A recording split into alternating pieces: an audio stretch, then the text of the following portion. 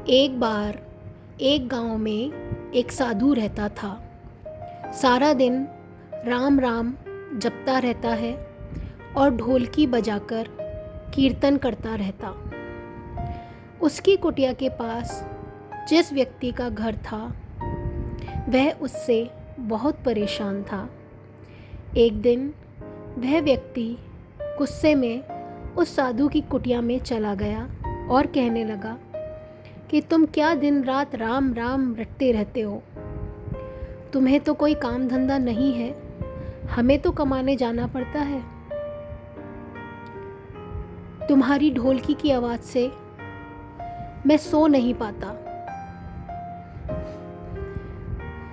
साधु कहने लगा, तुम भी मेरे साथ राम राम जप के देखो, तब तुम्हें पता चलेगा कितना आनंद आता है।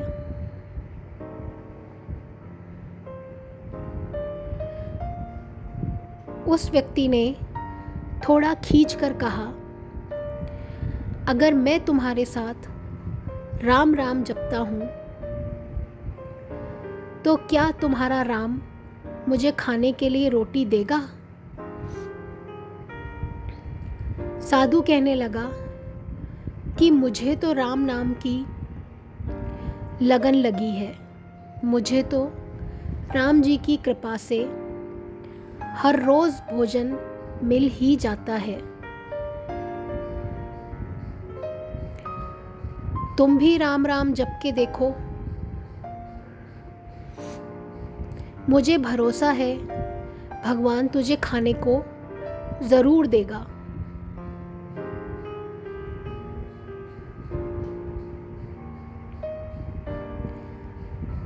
वह आदमी उस साधु को चुनौती देता है कि मैं तुम्हारे साथ आज राम राम का भजन करता हूँ। अगर तुम्हारे राम ने आज मुझे रोटी खिला दी तो सारी उम्र राम की भक्ति में लगा दूंगा।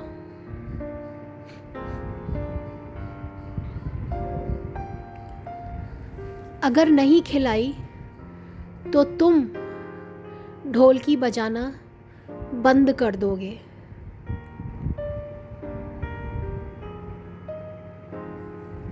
साधु कहता है कि मैंने तो निष्काम भाव से प्रभु राम की भक्ति की है, लेकिन फिर भी मुझे तुम्हारी चुनौती मंजूर है। वह व्यक्ति साधु के साथ बैठकर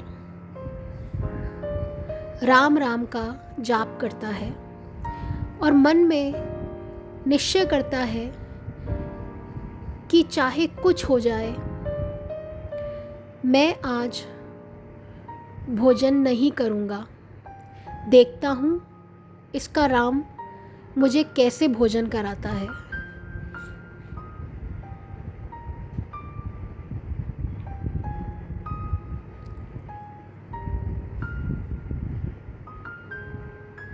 राम राम का भजन करने के बाद वह सोचता है कि अगर अब मैं घर जाता हूँ तो मेरी माँ और बीवी मुझे खाने को कहेंगे और मुझे रोटी खानी पड़ सकती है।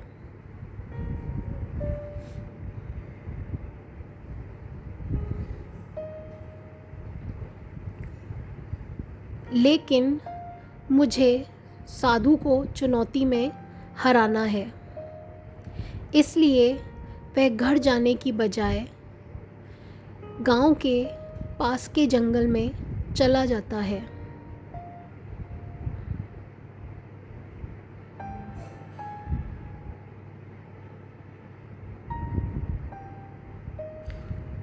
जंगल में एक पेड़ पर चढ़कर बैठ जाता है।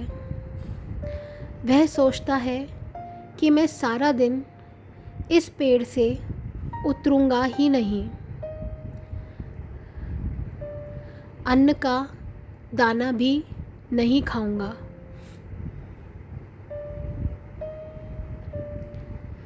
इस तरह मैं साधु को हरा दूंगा और उसका ढोल की बजाना बंद हो जाएगा।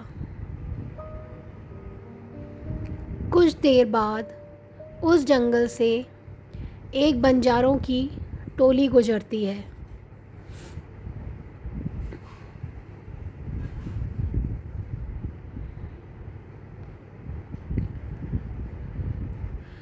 उन्हें भूख लगी होती है तो बंजारों का सरदार कहता है कि आग जलाकर यहीं पर खाना बना लो।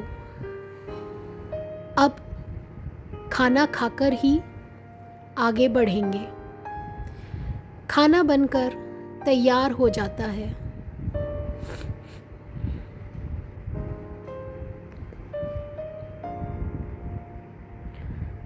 बंजारे खाना खाने ही वाले होते हैं कि इतनी देर में बंजारों को सूचना मिलती है कि पीछे से डाकू आ रहे हैं। तो बंजारों का सरदार कहता है कि हमें यहाँ से चले जाना चाहिए।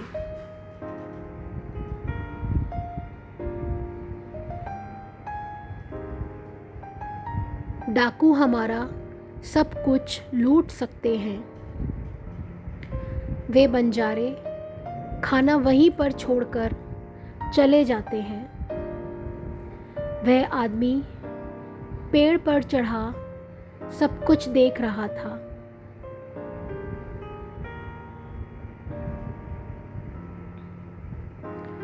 कुछ समय बाद डाकू वहां पहुंच जाते हैं। भोजन को देखकर डाकू कहते हैं कि खुशबू तो बहुत अच्छी आ रही है, लेकिन ये भोजन किसने बनाया?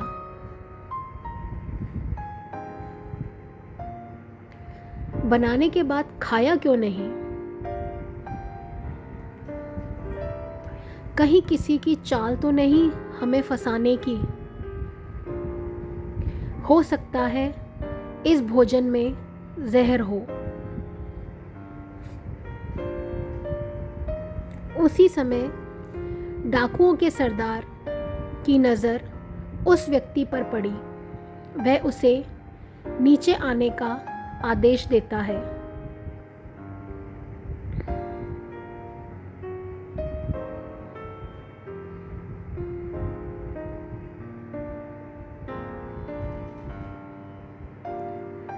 डाकू उस व्यक्ति से पूछते हैं, हमें मारने के लिए क्या भोजन तुमने बनाया है? वह बेचारा मिन्नतें करता रहता है कि मैंने यह भोजन नहीं बनाया, इसमें जहर नहीं है।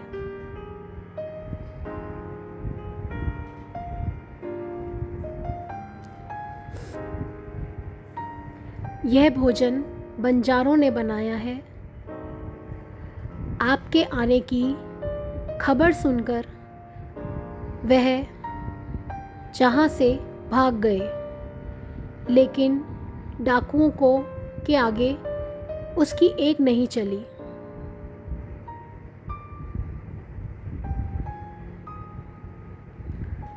डाकू उससे कहते हैं कि अब तुम्हें यह भोजन खाकर दिखाना पड़ेगा, क्योंकि हमें लगता है कि तुमने ही यह भोजन बनाया है और इसमें जहर मिलाया।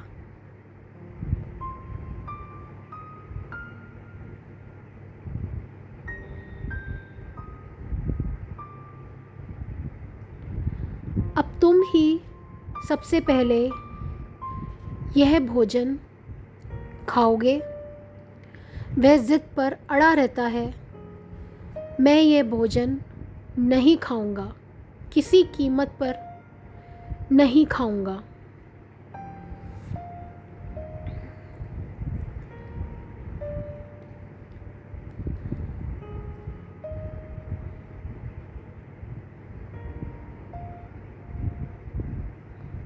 डाकुओं का शक और गहरा हो जाता है। वे बंदूक की नोक उसके सिर पर रखकर कहते हैं, तुझे ये भोजन खाना पड़ेगा, नहीं तो गोली खानी पड़ेगी।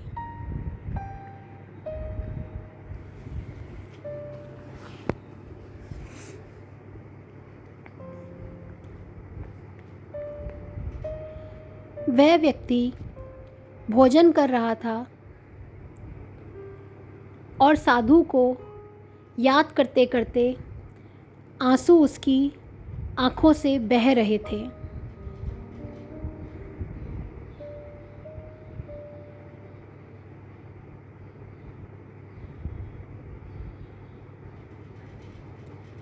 उसने कहा था कि मेरा निश्चय है कि राम नाम जप लेगा तो राम तुझे भोजन भी देंगे। उसके भोजन करने के बाद डाकुओं ने उसे छोड़ दिया।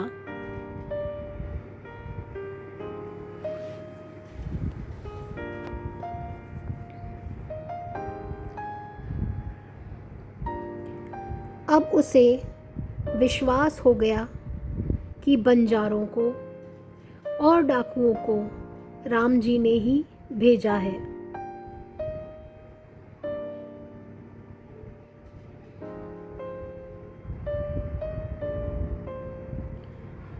वह सीधा साधु की कुटिया में चला गया और जाकर उनके चरणों में प्रणाम किया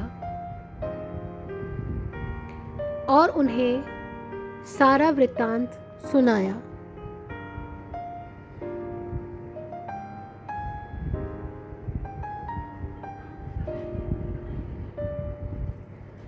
अब उस साधु से भी ज़्यादा उसे राम नाम की लगन लग गई। उसने अपना पूरा जीवन राम जी को समर्पित कर दिया।